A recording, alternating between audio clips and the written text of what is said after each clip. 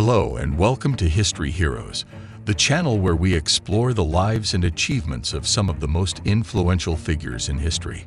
Today we are going to talk about Charlemagne, the father of Europe, and the first Holy Roman Emperor.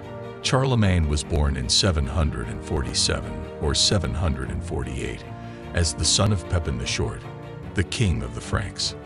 The Franks were a Germanic tribe that ruled over a large part of Western and Central Europe. Charlemagne inherited the throne in 768, along with his brother Carloman.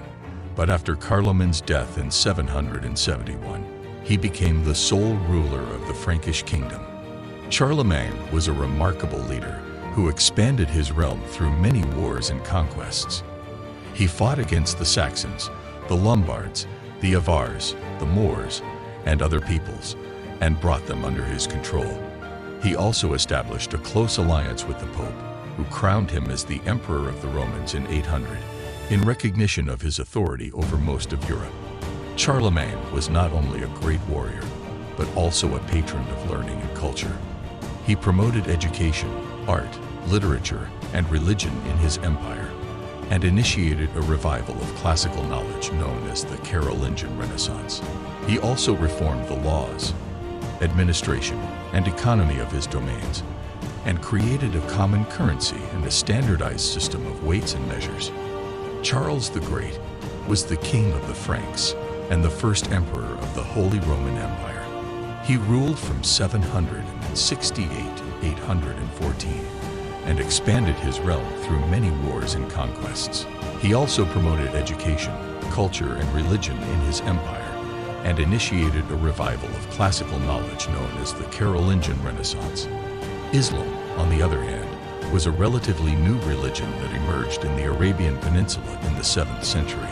It spread rapidly across the Middle East, North Africa, and parts of Europe under the rule of various caliphates, or Islamic states. The most prominent caliphates during Charlemagne's time were the Abbasids in Baghdad and the Umayyads in Cordoba. Charlemagne and Islam had a complex relationship that involved diplomacy, trade, and war in the Mediterranean region.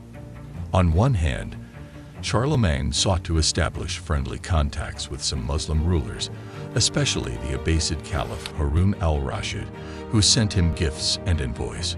Charlemagne also encouraged trade and commerce with the Muslim world and exchanged goods such as silk, spices, ivory, and books. On the other hand, Charlemagne also fought against some Muslim enemies, especially the Umayyads in Spain, who threatened his southern border. Charlemagne invaded Spain in 778, but was defeated at the Battle of Roncesvalles Pass by a coalition of Basques and Muslims. He later supported several Christian rebellions against the Umayyads and established a buffer zone called the Spanish March along the Pyrenees.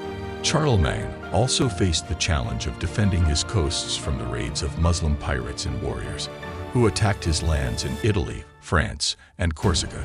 He built a navy and a network of fortifications to protect his shores, and launched several expeditions to retaliate against the raiders.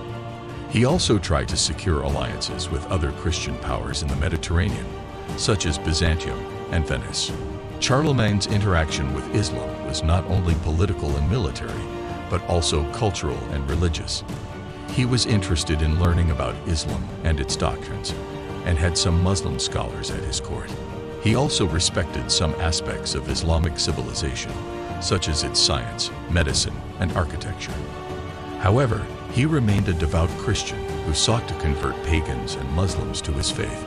He also supported the papacy and its claims to authority over Christendom. Charlemagne died in 814, leaving behind a legacy that shaped the history of Europe for centuries. He is regarded as the founder of the Holy Roman Empire, which lasted until 1806, and as the ancestor of many European monarchs. He is also venerated as a saint by some Christian churches, and as a hero by many legends and myths.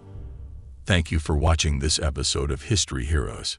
If you enjoyed it, please like, share, and subscribe to our channel for more videos on historical figures.